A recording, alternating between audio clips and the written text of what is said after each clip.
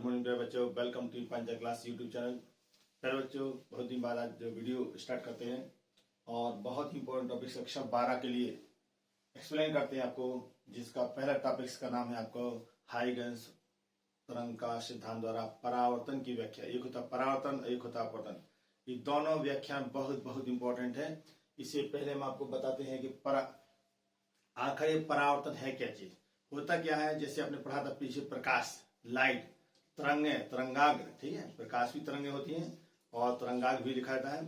तो कहते हैं जब कोई प्रकाश या तरंगाग्र किसी परावर्तक तल, जैसे कोई कांच की दीवार हो, रिफ्लेक्टर हो, ठीक है, वहां से टकराकर उसी माध्यम में पुनः वापस लौट जाती है, इस घटना का नाम होता है बच्चों परावर्तन। क्या होता है? परावर्तन। तो परावर्तन की व्याख्या किस प्रकार की, परावर्तन है क्या चीज, क्लियर हुआ आपको कि प्रकाश या तरंगाग्र किसी परावर्तक तल से टकराता है और पुनः उसी माध्यम में वापस लौट जाता है, इस घटना का नाम होता है परावर्तन, ठीक है। अब कैसे इन्होंने व्याख्या की इसके बारे में देखते हैं, और बहुत ही इंपॉर्टेंट है इनका बनाना। चेक की रे डायग्राम कैसे बनता है, तो सबसे देखिए पहले हम बनाते हैं आपको, ये है आपको परावर्तक तल। जैसे कोई दर्पण ले लीजिए, इस दर्पण का बेटा कुछ नाम डाल दिए, इसका नाम डालिए सपोज करो एम डैश भी डाल सकते, कोई दिक्कत नहीं है। अब यहाँ पर बेटा तरंगे आएंगी, तरंगा आएगा, तो तरंगा जब आएगा यहाँ पर तो इसका कोई ना कोई एंगल बनेगा। तो देखिए किस एंगल से आ रहा, हमने मान लिया किसी एंगल से आ रहा, ये तरंगा आ रहा है सर। बस ध्यान रखिए समांतर आना चाहिए, तो हमने समांतर दिखा दिया, ठीक। अब देखो जरा, ये तो आ गया, अभी लौटेगा भी, तो लौटेगा किस प्रकार से, इसको भी हम देखते हैं। देखिए तरंगा लौटेगा, देखिए बेटा आया भी। सबसे पहले हमें आपको मालूम चाहिए, इसमें अभिलंब ड्रॉ करते हैं। क्या ड्रॉ करते हैं? अभिलंब। हम थोड़ा सा अभिलंब दिखाते हैं। क्या दिखाते हैं आपको? अभिलंब। ये अभिलंब देखिए, इस पॉइंट पर अभिलंब होगा, ये अभिलंब। इस कोण का नाम होता है बच्चों आपतन कोण, इसको आई कहते हैं, ठीक है। अच्छा, अब देखिए यहां से तरंगे चलेगी, जैसे आपका इसका नाम है, हमने डाल दिया ए बी। क्या नाम डाला बच्चों? A B. अब जैसे जैसे तरंगाग इस पर टकराता जाएगा और यहां से इस स्थान से द्वितीयक तरंग का है सेकेंडरी वेवलेट्स, चूंकि माध्यम समान है, यदि माध्यम यहाँ चाल कितना v है, तो यहाँ पर भी चाल क्या होगी, लौटने के बाद भी चाल क्या पाएगी, बराबर पाएगी। लेकिन माध्यम सेम है, इसे तरंगाग की चाल भी क्या होगी, हमारी समान होगी। अब जब देखिए यहां से यहां तक सपोज करो तरंगा को टाइम कुछ ना कुछ तो टाइम लगेगा। इस टाइम को हमने टी मान लिया, ए से ए डैश तक जाने में कितना टाइम लगा, टी मान लिया, ठीक बच्चों। जब टी गया तो जितने समय में यहां से जितना दूरी ये होगी, यहां वाला तरंगा ये बैठा नहीं रहेगा, बल्कि ए बी क्या होगा, लौटेगा। जब ए लौटेगा तो जितना डिस्टेंस इसने ट्रेवल किया उतना ही डिस्टेंस बच्चों क्या ट्रेवल करेगा, आपका दूसरा वाला भी आपको ट्रेवल करेगा, ठीक है। तो हम आपको दिखाते हैं दूसरा। देखिए तो यहां से ए डैश के बराबर हम एक देखिए एक चाप लेंगे, कितना बड़ा, जितना ए डैश हो उतना लंबा चाप यहाँ ले लिया हमने, चाप ले लिया ऐसे, ठीक है। और इस चाप पर यहां से क्या ड्रॉ करते हैं, यहां से ड्रॉ करते हैं टेंजेंट, ठीक। क्या ड्रॉ करते हैं? टेंजेंट ड्रॉ करते हैं, हमने टेंजेंट ड्रॉ कर दिया। अब देखिए इसको मिला दीजिए, ये है परावर्तित तरंगा, और जितना रेज होगा इसी प्रकार ये भी जाएगी, दोनों की दोनों परावर्तित किरणें हो जाएंगी। इस प्रकार आपका ए एंगल भी आपका क्या बनेगा बच्चों, 90 बनना चाहिए। ए भी आपका क्या होगा, 90 होगा। बस इतना इसकी भाषा है। लेकिन यहां से यहां तक जो चाप होगा ए डैश की, इसकी लंबाई क्या होना चाहिए, ए बी डैश की बच्चों क्या होना चाहिए, बराबर होना चाहिए। भाषा क्या लिखी जाती है आपकी तरंगा, देखिए इसकी लैंग्वेज क्या लिखते हैं, माना समतल परावर्तक तल एम डैश, ठीक है। जिस पर, भाषा इसकी लिखी, जिस पर क्या ना बेटा, आपतित तरंगाग्र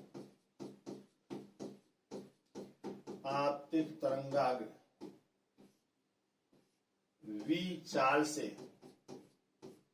आपतित तरंगा कितना बच्चों, v चाल से आपतन, भाषा ध्यान से लिखा करिए, आपतन कोण I पर आपतित हो रहा है।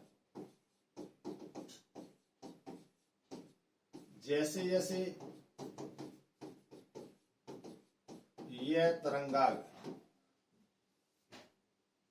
अपवर्तित होगा, जैसे जैसे यह तरंगाग्र टकराएगा किससे बेटा, परावर्तक तल से,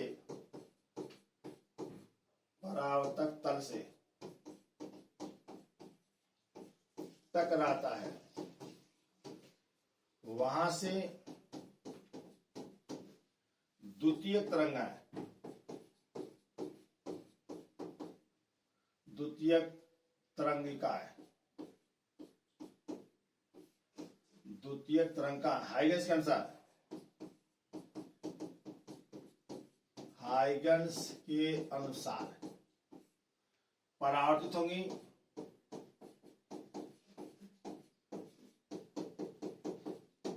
जिनकी चाल क्या होगी, जिनकी चाल आपकी v होगी, समान होगी।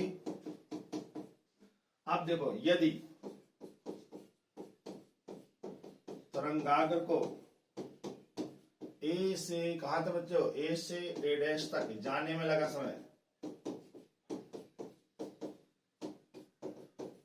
समय, t हो, तो अब देखिए A डैश कितना होगा, A जो A डैश होगा A होगा v इंटू टी, ठीक है। अतः बिंदु B से कितना बेटा, B डैश बराबर v गुणे टी का चाप लगाते हैं, चाप लगाते हैं, चाप लगाते हैं, जिस पर A डैश से क्या खींचते हैं, A डैश से स्पर्शिका खींचते हैं, रेखा खींचते हैं,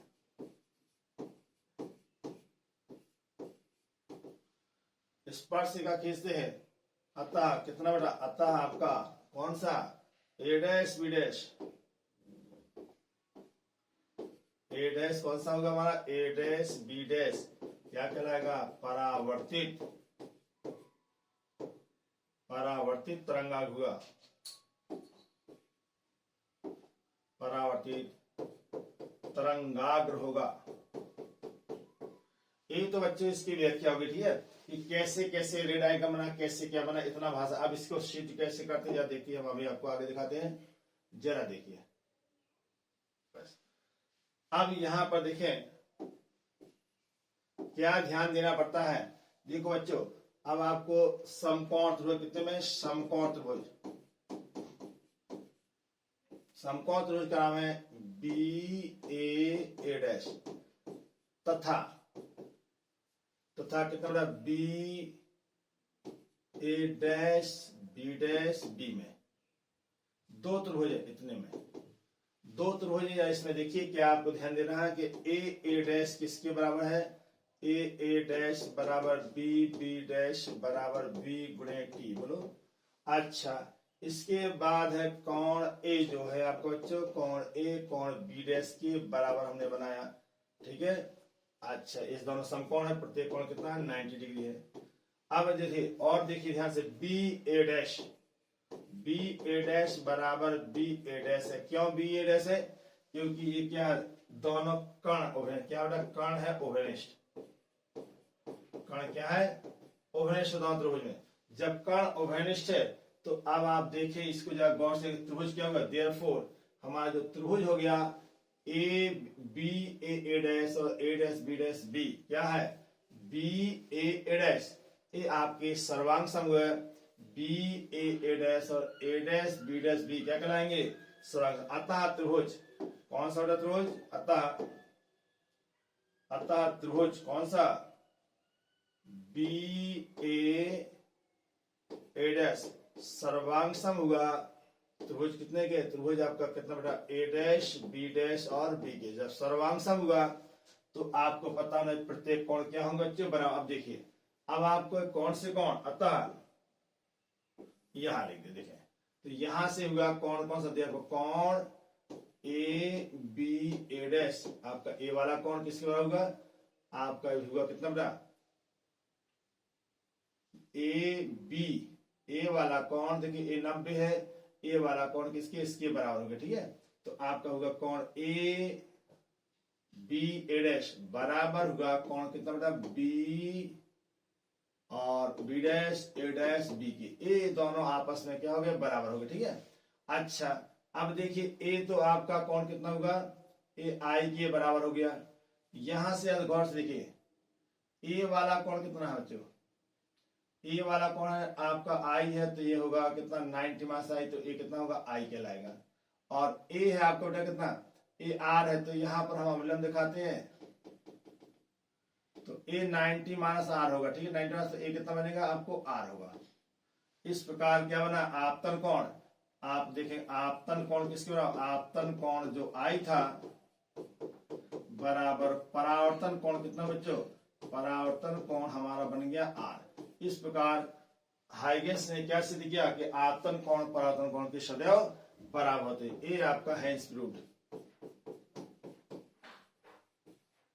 इस प्रकार से इसकी व्याख्या होती है और बहुत ही इंपॉर्टेंट बोर्ड के लिए आपका टॉपिक है, इसलिए आप इसको जरूर याद करें, लर्न करें, ताकि आपको बढ़िया से अच्छे मार्क्स प्राप्त हो सके।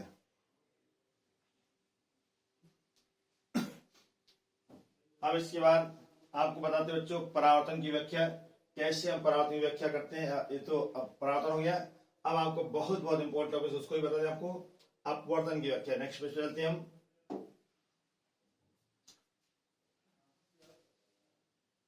टॉपिक का नाम है हाइगेंस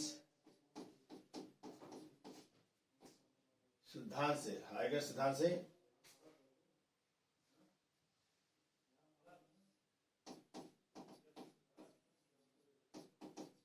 हाइगेंस सिद्धांत से अपवर्तन की व्याख्या।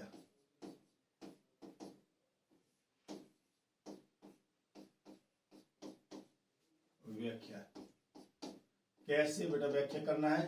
अभी अपवर्तन है क्या चीज, जरा इसको बताते हैं। जब प्रकाश किसी अपवर्तक तल जैसे कांच हुआ, अर्थात अपवर्तन का अर्थ होता है कि प्रकाश क्या करेगा, एक माध्यम से दूसरे माध्यम में प्रवेश करेगा, घुसेगा। इसमें ऐसा था तो इसमें क्या परावर्तन में क्या लौट जाता है, इसमें लौटेगा नहीं। प्रकाश आएगा किसी पारदर्शी माध्यम में प्रवेश करेगा, जैसे पारदर्शी माध्यम हुआ गिलास हुआ, प्लास्टिक हुआ, पानी हुआ, जिनमें प्रकाश आसानी से चढ़ सकता है, उसका नाम होता है पारदर्शी। जैसे कांच हुआ, आप जानते ही है, कांच हुआ, पानी भी पारदर्शी है, और इसके बाद प्लास्टिक भी पारदर्शी होता है, ठीक है। तो इन सब में प्रकाश जब घुसेगा, प्रकाश तरंगें घुसेंगी तो उसी माध्यम में क्या होता है, अपने रास्ते से विचलित हो जाती है। विचलित होने की घटना का नाम होता है अपवर्तन। क्या होता है नाम बच्चों, अपवर्तन, ठीक है। तो अपवर्तन क्या है, जब प्रकाश या तरंगा एक माध्यम से दूसरे माध्यम में जाता है तो अपने रास्ते से विचलित हो जाता है, इस घटना का नाम होता है अपवर्तन। अपवर्तन की व्याख्या इन्होंने किस प्रकार से की, तो जरा देखिए हम आपको अपवर्तन की व्याख्या बताते हैं कि कैसे इन्होंने अपवर्तन की व्याख्या की, ठीक है। तो देखिए सबसे पहले आप क्या बनाएंगे, सबसे पहले हम आपको बनाएंगे, ये है आपको परावर्तन तल, बल्कि अपवर्तन तल। इसका नाम है आपको डाल दिया कितना, ये है एम एम डैश, कुछ भी डाल लीजिए, एम एम डैश हमने आपको अपवर्तन तल लिया।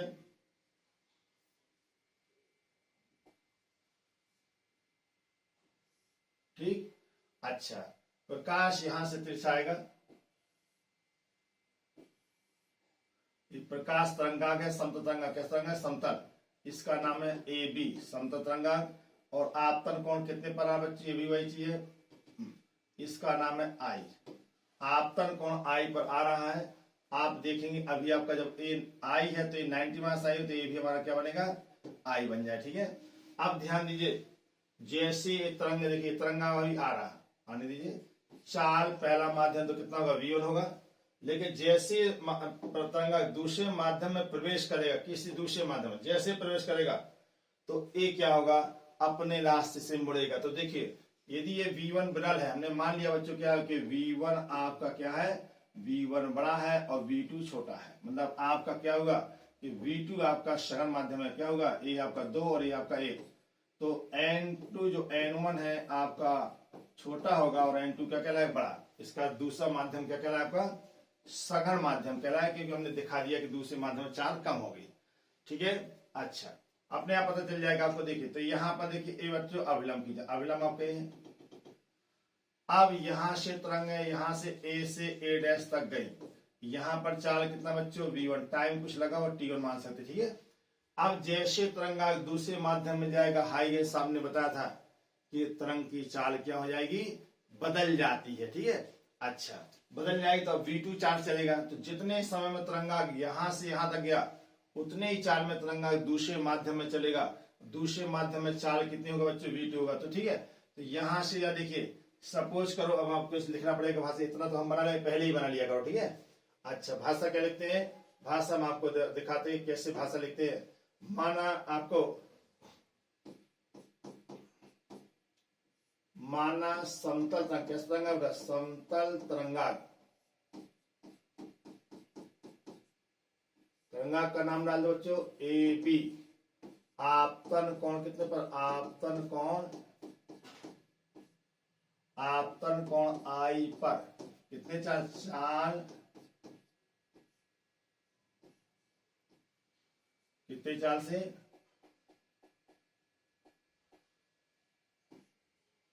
तो आई पर चाल V से, V1 से आपतित हो रहा है, आपतित हो रहा है। कितने चार्ज से आ रहा है? V1 चार्ज से, ठीक है। जैसे जैसे तरंगाग, जैसे जैसे यह तरंगाग इससे परावर्तक क्या परावर्तक? अपवर्तक पृष्ठ, अपवर्तक पृष्ठ से टकराएगा।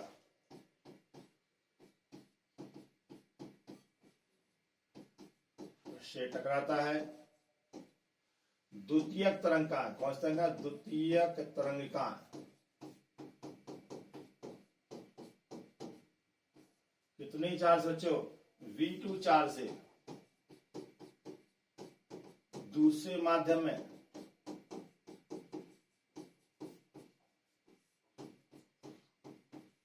अपवर्तित होती हैं।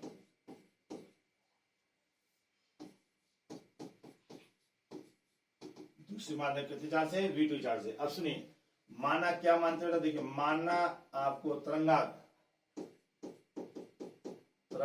को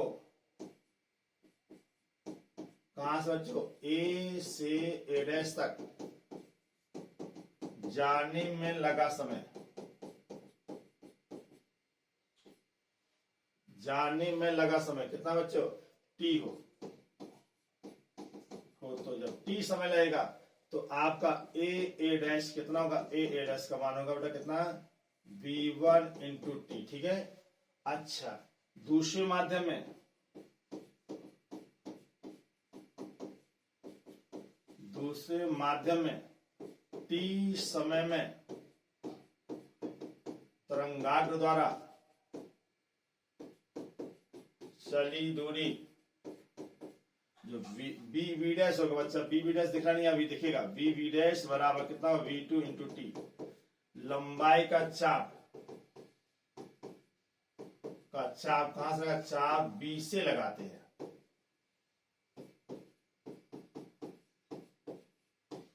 हमने चाप कहां लगा?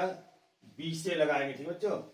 अच्छा, अब हम लंबाई के चाप जब हम B से लगा लेंगे तो देखो कैसे बनेगा। B से लगाएंगे तो देखिए, इसमें चूंकि V2 हमने छोटा माना, तो अब देखो जरा बेटा, यहां पर देखिए, जब हमने V2 छोटा माना तो आप देखेंगे कि प्रकाश हमारा क्या होगा? यहां से दूसरे माध्यम में क्या माना? V2, तो कुछ आपका मुड़ेगा, मुड़ जाने दीजिए ऐसे। और जब देखिए कितने लंबाई, इससे थोड़ा लंबाई कम, लंबाई जहां A से थोड़ा कम, तो देखिए थोड़ा कम दिख रहा है, हम ऐसे दिखा देंगे। ये हमने चाप बनाया, एक कोण कितना होगा? 90 होगा। यहां से क्या ड्रॉ करते हो? टेंजेंट दिखाया, ड्रॉ हमने किया, ये आपका टेंजेंट बन गया, ठीक है। इसको कहते हैं अभिलंब, स्पर्शिका। ये आपका टेंजेंट ड्रॉ कर। अब सुनिए, यहां से जो भी कोण होगा इसका नाम होता है बच्चों R, ठीक है। अच्छा, और ए लंबाई कितनी होगी? V2 चार्ज से चलेगा दूसरे माध्यम में। कितने चार्ज से? V2 charge. तो ए आप देखिए ऐसे दिखा दीजिएगा, और इसी के समांतर दोनों रेंज निकलना चाहिए। ध्यान रखिएगा, बच्चे गलत बनाते हैं, ठीक है। और यहां पर जरूर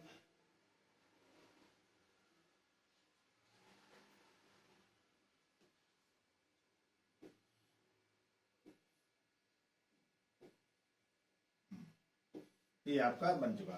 अब ये आपका यहाँ 90 कोण बनेगा, ठीक है। बस तो यहाँ पर देखिए लगाते हैं तथा क्या करते हैं इसकी विशेषता देखिए, तथा ए डैश से क्या खींचते हैं, ए डैश से लगाए गए चाप पर,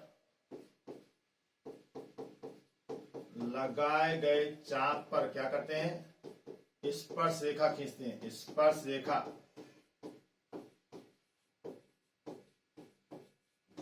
खींचते हैं, ठीक है। और जब हमने स्पर्श रेखा खींच ली तो अब हमारी स्पर्श रेखा होगा तो क्या लिखेंगे, अतः ए इसका नाम होगा बी डैश, अतः ए डैश बी डैश का नाम होगा बेटा क्या चीज, अपवर्तित तरंगाग्र, तरंगाग्र होगा। तो इस प्रकार से हमारा ए बन गया अपवर्तित तरंगाग्र, ठीक है। अब जब तरंगाग्र प्राप्त हो गया, अब इसके बाद हम आपको सिद्ध करते हैं आगे कैसे हम तो कैसे प्रूफ करते हैं। अब देखिए अब जब देखो यहां से इस कोण का नाम होता है, जब ए आर है तो ये होगा 90 माइनस आर, और ए वाला एंगल क्या होगा हमारा आर बन जाएगा, ठीक है। अब देखिए जरा समकोण त्रिभुज,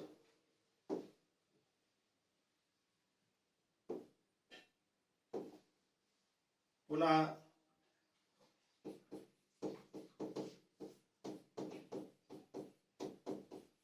समकोण त्रिभुज का नाम देख रहा है, समकोण बी ए और ए डैश में, ये आपका 90 कोण है।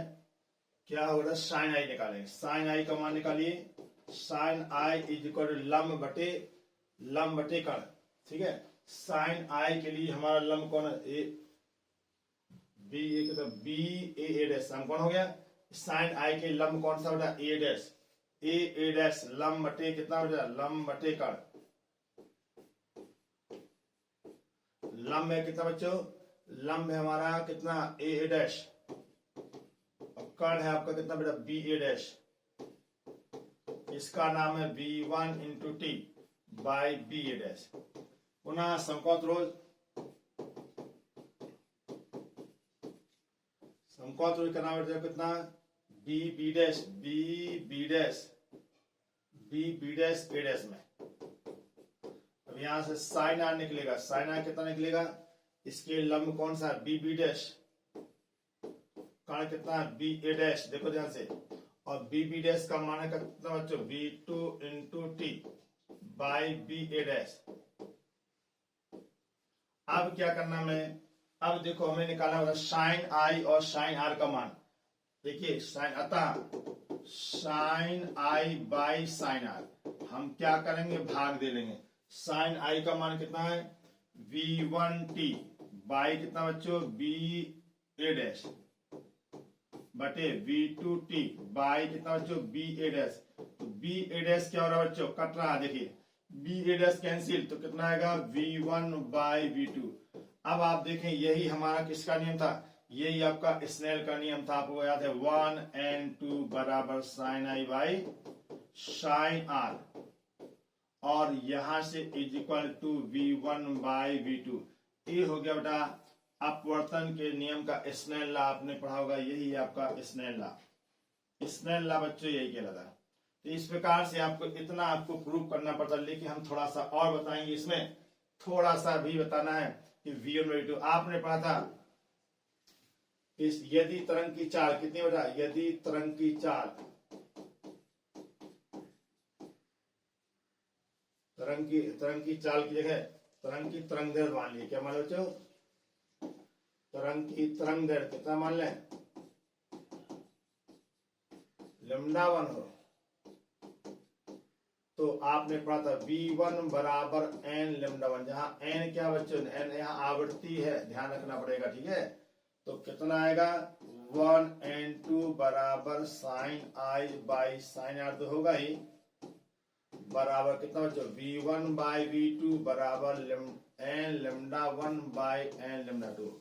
हमने n को समान क्यों लिया, ये समझने वाला मैटर है, ठीक है। नोट देखें बच्चों, नोट में क्या होता है, चूंकि तरंग की जो आवृत्ति होती है, तरंग की आवृत्ति सदैव नियत होती है, नियत होती है, जो माध्यम पर निर्भर नहीं करती, जो माध्यम पर माध्यम पर निर्भर नहीं करती, निर्भर नहीं करती। तो जब माध्यम पर निर्भर नहीं करे, क्यों? क्योंकि कारण भी जानना बच्चों, क्योंकि यह स्रोत की आवृत्ति होती, प्रकाशिक स्रोत की आवृत्ति, प्रकाशिक स्रोत की आवृत्ति होती, स्रोत की, प्रकाशिक स्रोत की आवृत्ति होती है, स्रोत की आवृत्ति होती है। ठीक है, इसलिए हमने एन समान लिया, आपने देखा होगा एन समान इसलिए लिया था। और प्रकाश स्रोत तो चूंकि वहीं पर है, सूर्य है तो सूर्य पानी के अंदर थोड़ी घुसता है। अरे भाई सूर्य तो आपके जहां पर है वहीं पर है। ये प्रकाश उनका जो आता है, जो लाइट आती है, वो आपको क्या करते हैं, आपका एंटर करते हैं दूसरे माध्यम में। तो प्रकाशित स्रोत आपका वहीं पर है, इसलिए उसकी जो भी फ्रिक्वेंसी निकलती है वो फिक्स रहती है। खाली बदलता क्या हमारा, खाली लेमडा बदलता है। क्या बदलता है बेटा? लेमडा। और एक बहुत इंपॉर्टेंट फॉर्मूला है बेटा आपके लिए, इस पर बहुत क्वेश्चन आते हैं। 1 and 2 का मतलब होता है N2/N1 is equal to sine I by sine R बराबर V1/V2 बराबर लेमडा 1/लेमडा 2। ये बहुत बहुत इंपॉर्टेंट फॉर्मूला है। इस पर आपके पूरा एक चैप्टर के क्वेश्चन आपके आते हैं। ठीक है, लेकिन यहाँ पर आपको जानना पड़ेगा, जहाँ N1 N2 क्या बेटा, जहाँ N1 होता पहले माध्यम का अपवर्तनांक, आवृत्ति नहीं है, इसलिए अपवर्तनांक को कहीं कहीं म्यू का यूज करते हैं। ठीक है, लेकिन आपको समझना पड़ता है, जहां N1 का पहले माध्यम का अपवर्तनांक, अपवर्तनांक, अपवर्तनांक। ठीक है, तो यहां से पहले माध्यम का अपवर्तनांक हो गया, और N2 क्या होता है बच्चों, दूसरे माध्यम का अपवर्तनांक होता है। तो ये थोड़ा ध्यान रखिए, तो बहुत बहुत इंपॉर्टेंट टॉपिक होता है। थैंक यू बच्चों, और आप अपने दोस्तों को शेयर कराइए। धन्यवाद।